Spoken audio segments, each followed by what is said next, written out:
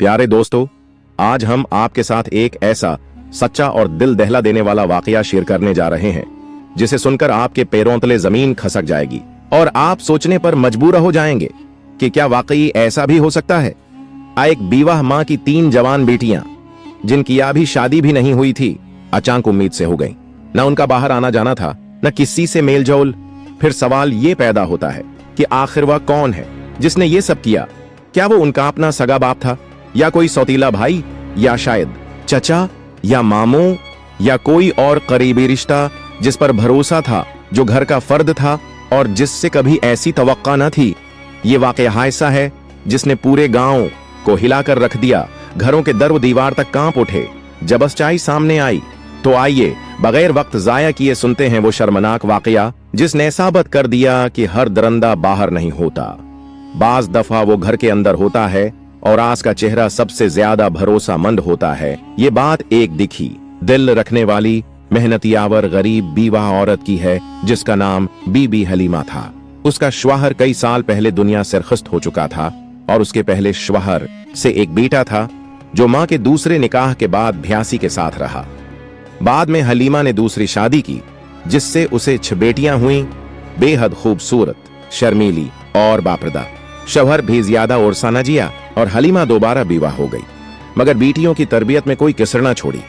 बीबी हलीमा अपनी 6 बेटियों के साथ एक छोटे से कुचे घर में रहती थी। मेहनत मजदूरी करती, घरों में बर्तन मांजती, लोगों के कपड़े धोती और दिन भर की मेहनत से मिलने वाला थोड़ा सा खाना और पैसा हयान सबका सहारा था। इसके सौतीले बेटे का नाम कामरान था जो बड़ी उम्र का था और शुरू से घर में ही रहा। कामरान उसका वही बेटा था जो पहले शौहर से था, मगर सब बेटियां उसे भाई समझती थीं।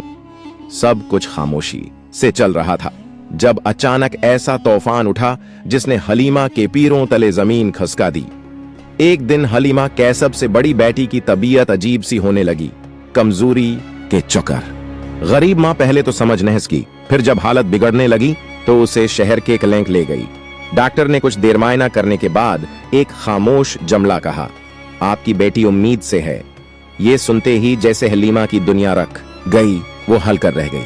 बेटी अभी तक बन ब्याही थी और इज्जतदार, बापर्दा। ये कैसे हो गया? किसने किया? कब किया? क्यों किया? मां ने पहले तो सदमे में बेटी को डांटा, रलवाया, दहाड़े मारे। फिर जब बेटी रोते हुए ये कहती रही, अम्मी मैंने को भी किसी को देखा भी नहीं, मुझ पर यकीन करें, तो मां का दिल फट गया। वो जान गई कि बेटी सच बोल रही है। लेकिन अभी ये दुख कम ना हुआ था कि चंद ही दिनों बाद उसकी दूसरी आवर, फिर तीसरी बेटी भी उसी हाल में निकली और सबकी जबान पर वही जमला था, आमी हमें कुछ नहीं पता, खुदा की कसम हमें कुछ भी याद नहीं। इस सान्हे ने बीबी हलीमा को अंदर से तोड़कर रख दिया। वो दिनों तक रोई, सोचती रही, मगर कुछ समझ न आया। फिर एक दिन दिल में हिम्मत करके वो इंसाफ की उम्मीद लेकर सुल्तान आबाद के बादशाह शहंशाह यजदान के दरबार में जा पहुंची। दरबार लगा हुआ था। बादशाह यजदान अपने तख्त पर बैठा लोगों के फरियादें सुन रहा था। अचानक बीबी हलीमा दरबार में दाखिल हुई। चेहरा आंसुओं से भिगा हुआ, कपड़े धूल से उठे, पांव नंगे, आंखों में बस एक ही सवाल, मुझे इंसाफ कब मिलेगा? बादशाह ने उसे देखा तो पूछा, मां जी आप क्यों रो रही हैं? आपको क्या दुख है? बीबी हलीमा ने इधर उधर देखा, फिर खामोश हो गई। वजीर आगे बढ़ा और बोला, उम्मा दरबार में आई, जबान खोलें, बताएं क्या तकलीफ है। मगर बीबी हलीमा बोली, बादशाह सलामत, मैं आपसे अकेले में बात करना चाहती हूं। मेरे दुख का मामला ऐसा है कि अगर सबके सामने बताऊं तो कल मेरे घर के दर वो दीवार भी शर्म से लरज जाएंगे। बादशाह हैरान हुआ, मगर औरत की लरजती आवाज और चेहरे का दर्द देखकर कहने लगा, इस मां को मेरे कमरे में लाया जाए, मैं उसका दुख सुनना चाहता हूं। 2 सिपाही हलीमा को अंदर ले गए बादशाह के खास कमरे में। वहां बीबी हलीमा बादशाह के कदमों में गिर पड़ी, झाड़ू की तरह रोने लगी। बादशाह का दिल पसीज गया और वो बोला, मां जी आपकी फरियाद मेरी फरियाद है। जो कुछ हुआ है सच सच मुझे बताएं। अगर मेरी सल्तनत में कोई दरंदा छिपकर बैठा है तो मैं उसे निकाल कर निशानी अबरत बिना दूंगा। बीबी हलीमा ने लरजती आवाज में कहना शुरू किया, बादशाह सलामत, मैं एक बीवा औरत हूँ। मेरे पहले शौहर का इंतकाल बरसों पहले हो चुका है। उससे मेरा एक बेटा है जो अब मेरे साथ ही रहता है। बाद में मेरी दूसरी शादी हुई और इस शौहर से मुझे 6 बेटियां हुई। मगर वक्त ऐसा जालिम निकला कि वो शौहर भी ज्यादा दिन न जिया और मैं एक बार फिर बीवा हो गई। मेरे 6 बच्चों की परवरिश का बोझ मेरे कंधों पर आ पड़ा। बादशाह सलामत। मैं दिन भर अमीरों के घरों में झाड़ू पूछा करती हूँ, बर्तन मांजती हूँ और जो बचा हुआ खाना या चंद सके मिलते हिनासी से अपने बच्चों का पेट पालती हूँ।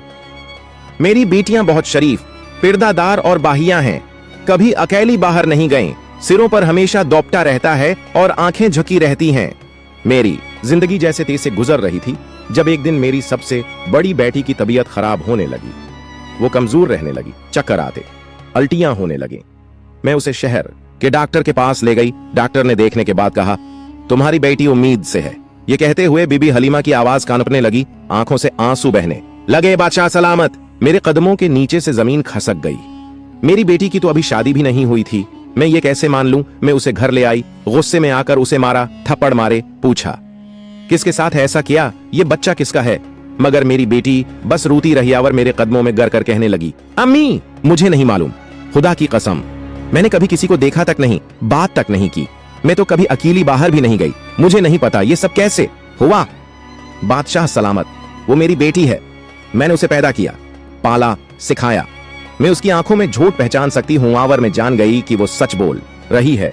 हमने खामोशी अख्तियार कर ली। इसका बच्चा पैदा हुआ और हमने उसे भी सीने से लगा लिया। लेकिन चंद महीने बाद मेरी दूसरी बेटी की तबीयत बिगड़ने लगी। उसे भी उसी डॉक्टर के पास ले गया और फिर वही खबर मिली, आपकी बेटी उम्मीद से है। मेरा दिल बैठ गया, मेरे हाथ पांव ठंडे पड़ गए। ये सब कौन कर रहा है, कैसे, कब? हमारे घर पर तो कोई आता जाता नहीं, मेरी बेटियां कभी बाहर नहीं निकलती, हमारे दरवाजे पर भी कोई दस्तक नहीं देता। और बादशाह सलामत। जैसे ये सब काफी नहीं था, कुछ दिन बाद मेरी तीसरी बेटी की तबीयत खराब हुई और वो भी उम्मीद से निकली।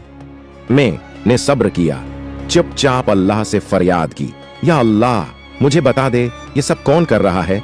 लेकिन सच छिप रहा, कोई निशान न मिला। अब मेरे सब्र का पैमाना लबरेज हो चुका है।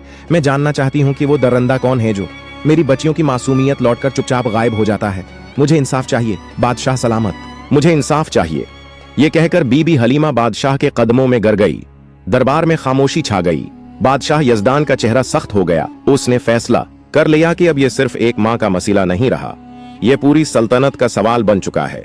बीबी हलीमा की बातें सुनकर दरबार में सुनाटा छा गया। बादशाह यजदान अपनी जगह से उठाकर गहरी सांस लेकर बोला, अम्मा तुम अब आकर बोली हो जब 3 बेटियों की जिंदगियां बर्बाद हो चुकी। तुम्हें तो उस वक्त आना चाहिए था जब पहली बेटी उम्मीद से हुई थी। अगर तुम तब मुझे बता देती तो शायद बाकी दोनों बच्चियों को ये दिन न देखना पड़ता। मगर ये भी सच है कि तुम जैसे गरीब लोग बदनामी के खौफ से सच को दबाए रखते हो।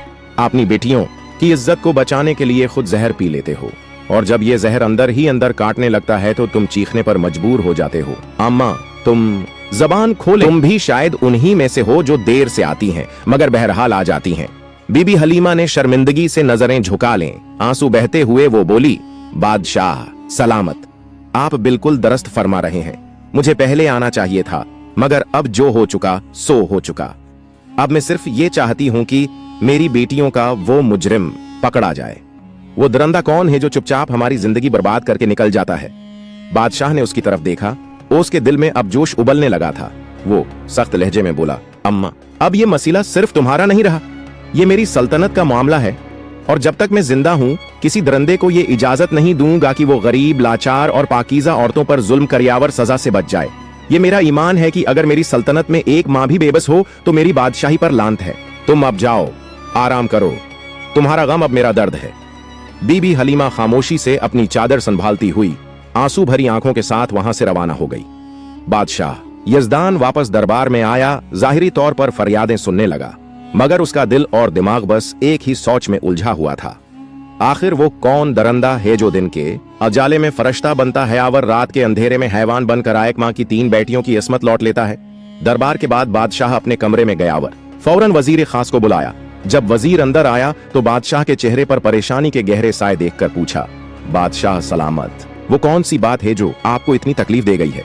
बादशाह ने गुस्से भरे लहजे में कहा, वजीर मेरी सल्तनत में एक दरंदा छिपा हुआ है जो ऐसा गुनाह कर चुका है कि जमीन भी शर्मा जाए। इस औरत की 3 बेटियों को उसने बर्बाद कर दिया है और वो माँ आज मेरे सामने इंसाफ मांगने आई थी। दरबार में वो रोती रही। क्या यही इंसाफ है? वजीर ने भी अफसोस भरे लहजे में कहा, ये तो बहुत बड़ा जुल्म है बादशाह सलामत, आप बताइए हमें क्या करना है। बादशाह ने गुस्से से जवाब दिया, मुझे मालूम करना है कि वो शख्स कौन है, वो कब आता है, कैसे अंदर घुसता है, वो दीमक की तरह इस घर को चाट रहा है और हमें उसे बेनकाब करना होगा। वजीर थोड़ा सा सोचने लगा, फिर आहिस्ता से आगे बढ़ा और बोला, बादशाह सलामत, दीवारों के भी कान होते हैं।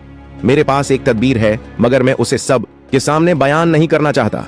बादशाह ने गर्दन झुकाकर कहा, मेरे करीब आओ और फौरन बताओ। वजीर आगे बढ़ा और बादशाह के कान में एक हिकमती अमली बताई, एक ऐसा तरीका जो न सिर्फ खामोशी से जाल बिछाएगा बल्कि दरंदे को रंगे हाथों पकड़ लेगा। बादशाह ने फौरन हुक्म दिया, जाओ और फौरन अमल करो। इसी रात वजीर खामोशी से एक किता साथ लेकर बीबी हलीमा के घर पहुंचा। दरवाजा खटखटाया। बीबी हलीमा ने दरवाजा खोला तो हैरत से बोली, वजीर साहब आप इस वक्त? वजीर ने संजीदगी से जवाब दिया, अम्मा, जो दुख आपने बादशाह सलामत को सुनाया, उसके बाद वो रात भर सो न सके। हम अब उस दरंदे को तलाश करेंगे, बस हमें थोड़ा सा आपका साथ दरकार है। बीबी हलीमा ने वजीर के हाथ में बंधा हुआ किता देखा तो हैरानी से पूछा, वजीर साहब ये किता क्यों लाए हैं आप, क्या करेंगे उसके साथ? वजीर ने नर्म मगर संजीदा लहजे में जवाब दिया, अम्मा, बस मुझे घर के अंदर ले चलें, मैं सब कुछ समझा दूंगा। बीबी हलीमा ने दरवाजा खोला। वजीर अंदर आया और आहस्तगी से कहने लगा, आज रात हम उसी कुत्ते की मदद से उस दरंदे को बेनकाब करेंगे। बस तुम सबको खामोश रहना होगा, कोई आवाज ना निकले। ऐसे जाहिर करो जैसे कुछ हुआ ही नहीं, जैसे तुम जानती ही ना हो कि कोई वाकया रोनमा हो रहा है। अगर हमारी ये चाल कामयाब हो गई तो हम उस जालिम को रंगे हाथों पकड़ लेंगे। ये कहकर वजीर ने कुत्ते को सहन के बहरास जगह बांध दिया जहां से छत पर से कोई अंदर कूद सकता था। फिर उसने सबको समझाया, आज रात कोई भी चीखेगा नहीं, सिर्फ देखना है, बर्दाश्त करना है। हमने उस कुत्ते को उसी लिए रखा है कि जैसे ही वो दरंदा घर में दाखिल होगा, कथा इस पर जोर जोर से भूनकने लगेगा और हमारे सिपाही फौरन हरकत में आ जाएंगे। वजीर ने दो मुहाफिजों को हुक्म दिया कि वो घर के अर्धगर्द छिपकर पहरा दें। बीबी हलीमा और तीनों मुतासरा बेटियों को तसल्ली देकर वहां से रुखसत हवावर सीधा महल जाकर बादशाह के सामने पेश हुआ। बादशाह ने फौरन पूछा, वजीर क्या जाल बिछाया गया, क्या जाल बिछाया गया, केता सही जगह बांधा गया? वजीर ने सर झुकाकर अदब से कहा, जी बादशाह सलामत, सब वैसा ही कर आया हूं जैसा आप चाहते थे। अब अगर वो दरंदा आज भी आया तो वो हरगिज़ बचकर नहीं जा सकेगा। बादशाह ने गहरी सांस ली और कहा, वजीर मुझे नींद नहीं आ सकती जब तक उस जालिम को उसके गुनाह की सजा न दे दूं। मेरी सल्तनत में मजलूम औरतें रोएं, ये मैं हरगिज़ बर्दाश्त नहीं कर सकता। रात ढलने लगी। पूरे गांव में सन्नाटा छा चुका था। चांदनी की रोशनी में खामोशी और खौफ बिखरा हुआ था। और फिर आधी रात के करीब बीबी हलीमा के घर की छत पर एक साया नमूदार हुआ। एक शख्स दब्बे पांव आया, छत से नीचे कूदा और सहन में उतरा, मगर अगले ही लम्हे उस पर जोर जोर से भूंकने लगा। आवाज इतनी तेज थी कि न सिर्फ बीबी हलीमा और उसकी बेटियां जाग गईं, बल्कि अर्धगर्द छिपे सिपाही भी फौरन चौकस हो गया। बीबी हलीमा अपनी बेटियों को करीब करके बैठ गई। वो आ गया, वही दरंदा। उसके दिल की धड़कन तेज हो गई। सिपाही दौड़कर अंदर आए। वो नकाब पोश शख्स जो अंदर दाखिल हो चुका था चीख पड़ा और भागने लगा, लेकिन सिपाहियों ने उसे दबोच लिया। उसके हाथ मुड़कर जमीन पर लिटाया गया। उसके चेहरे पर काला कपड़ा बंधा हुआ था। वो अपनी शनाख्त छिपाना चाहता था, मगर जब सिपाहियों ने उसका निकाब खींचा तो बीबी हलीमा और उसकी बेटियों की चीख निकल गई। आंखें फटी की फटी रह गईं, सांसें रख गईं। ये वही था जिस पर वो कभी भरोसा करती थीं, वो सौतीला भाई जो उसी घर में उनके साथ पला बढ़ा था और जिसे वो आज तक भाई समझती थीं। सुबह हुई, बादशाह का दरबार लगा हुआ था। हथकड़ियों में जकड़ा हुआ वो मुजरिम सर झुकाए बादशाह के सामने घुटनों के बल बैठा था। लोगों की नजरें हैरत में डूबी हुई थीं और बीबी हलीमा अपनी जगह साकत खड़ी थी। अब वक्त था पर्दे हटाने का, सच सामने लाने का। इस लम्हे वो शख्स बादशाह के दरबार में घुटनों के बल बैठा था। चेहरे पर काला नकाब, हाथों में हथकड़ियां, जिस्म लरजता हुआ। बीबी हलीमा अपनी बेटियों को साथ लेकर खामोशी से दरबार में दाखिल हुई। बादशाह यजदान ने हुक्म दिया, दरबार खाली करवा दो। अब वहां सिर्फ 4 लोग थे। वो मुजरिम बादशाह, वजीर और बीबी हलीमा की बेटियां दरबार में मौजूद थीं। बादशाह यजदान ने सख्त लहजे में कहा, तुम्हें मेरा खौफ नहीं रहा? तुम जानते हो कि मेरी सल्तनत में किसी औरत की इज्जत पर हाथ डालने की सजा सिर्फ मौत है।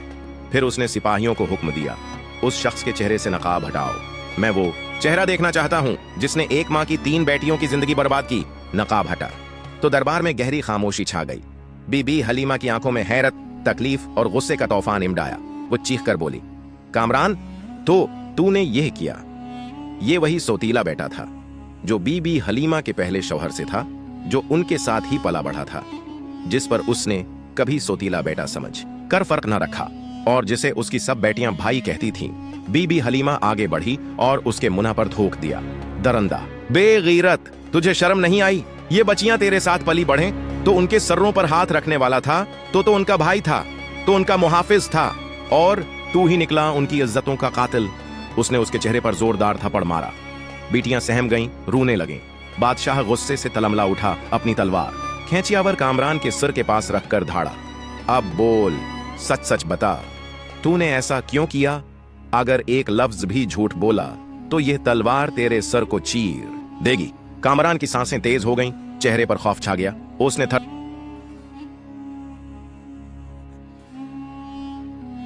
मैं बीबी हलीमा का सौतीला बेटा हूं। कामरान ने नजरें झुकाते हुए एतराफ किया, ये सब बच्चियां मेरी सौतीली बहनें हैं। मेरे वालिद का इंतकाल बहुत पहले हो चुका था। बीबी हलीमा ने मुझे भी अपनी बेटियों के साथ पाला, मगर मेरे दिल में उनके लिए नफरत और हसद पनपता रहा। जब बच्चियां जवान होने लगें तो इनकी खूबसूरती देखकर मेरी नीयत खराब होने लगी। मेरी फितरत बगड़ती गई, लेकिन मैं जानता था ये मुझे कभी कबूल नहीं करेंगी। मैंने बीबी हलीमा से कहा कि बड़ी बेटी की शादी कर दो, मगर उन्होंने मेरी बात को संजीदगी से न लिया। मुझे लगा ये सब बच्चियां एक दिन शादी करके चली जाएंगी, और मेरे अंदर का शैतान जाग उठा। मेरी होश ने मुझे अंधा कर दिया। मैंने सोचा, अगर मैं चाहूं तो रात की तारीकी में उन पर हाथ डाल सकता हूं नावर, कोई मुझे पकड़ नहीं सकेगा। बस यही सोचकर मैंने मंसूबा बनाया। मैं एक हकीम के पास गया और इससे ऐसी जड़ी बूटियां मांगे जो सूंघते ही इंसान को बेहोश कर देती हैं। फिर हर रात में छत से नीचे उतरता, भाभी और बच्चियों को वो बोटियां सौंघाता और वो सब बेहोश हो जाते हैं। फिर मैं अपनी होश पूरी करता। जिस बहन को निशाना बनाना होता उसे फिर से कपड़े पहनाकर यूं जाहिर करता जैसे कुछ हुआ ही ना हो। सुबह जब सब होश में आते हैं तो किसी को कुछ याद ना होता। मैं वापस ऊपर छत पर चला जाता। अगर आज छत पर बंधा वो किताब मुझे न दिखता होता, मुझे शक न होता कि गुनाह मैंने बार बार किया है, तो मैं शायद लौट जाता। मगर मैं समझा ये किताब शायद पालने के लिए लाया गया है। मेरा ध्यान तो अपनी हैवानियत पर था, इसलिए आ गया और पकड़ा गया। ये कहकर वो खामोश हो गया। दरबार में सुन्नाटा छा गया। दबी भी हलीमा का चेहरा एक मां के दर्द और करब की तस्वीर था। बच्चियों की आंखों में सदमा और आंसू थे। बादशाह यजदान का चेहरा हादसे से सर्ख हो चुका था। बादशाह ने वजीर की तरफ देखा और सिर्फ हल्के से सर के इशारे से हुक्म दिया। वजीर ने तलवार नयाम से निकाली, आगे बढ़ावर एक ही वार में नास दरंदे कामरान का सिर तन से जदा कर दिया। कामरान का जिस्म कुछ लम्हे तड़पा, फिर हमेशा के लिए खामोश हो गया। दरबार में इंसाफ का बोलबाला हो चुका था। बादशाह यजदान ने बीबी हलीमा की तरफ देखा और नर्म लहजे में कहा, अम्मा, अगर तुम पहले आ जाते तो शायद तुम्हारी तीनों बेटियों को यह दुख न सहना पड़ता, लेकिन अब जो हो चुका सो हो चुका। मैं वादा करता हूं तुम्हारी तीनों बेटियों को वो खुशियां दूंगा जिनकी वो हकदार है। बादशाह ने अपनी सल्तनत के 3 बेहतरीन नौजवानों का इंतखाब किया, नेक सीरत, बाइज्जत और साहब हैसियत, और उन 3 बेटियों की शादी उनसे करवा दी। जहीज में सोना, चांदी, माल व दौलत सब कुछ दिया गया। बी हलीमा बादशाह के कदमों में गिर कर रोती गईं और बार बार शुक्र अदा करती गईं। बादशाह ने उनका सर थाम कर कहा, जब तुम्हारी बाकी 3 बेटियां भी जवान हूं तो मुझे जरूर बताना। मैं उनके लिए भी इज्जतदार रिश्ते ढूंढूंगा। मेरी सल्तनत में कोई बेटी अकेली नहीं। हर मजलूम माँ मेरी माँ है और हर बेटी अब मेरी बेटी। यूं इंसाफ पसंद बादशाह न्यायिक मजलूम माँ को उसका हक दिलाया और एक दरंदे कवा उसके गुनाह की बदतरीन सजा दी। अगर आप पर जुल्म हो रहा है तो खामोशी, बदनामी का खौफ या माशरे की परवाह छोड़ दें। जुल्म के खिलाफ आवाज उठाएं, हक के लिए खड़े हो जाएं, क्योंकि अगर आप चुप रहे तो ये दुनिया आपसे सब कुछ छीन लेगी। जो शख्स किसी मजलूम की मदद करता है, अल्लाह ताला उसकी मदद करता है। हदीस मुस्लिम। तुम में से बेहतरीन वो है जो अपने खानदान के लिए बेहतरीन हो, और मैं तुम में से अपने खानदान के लिए सबसे बेहतर हूँ। हदीस तिरमिज़ी अल्लाह इस कहानी को हदायत का जरिया बना और हर सुनने वाले को नसीहत अता फरमा।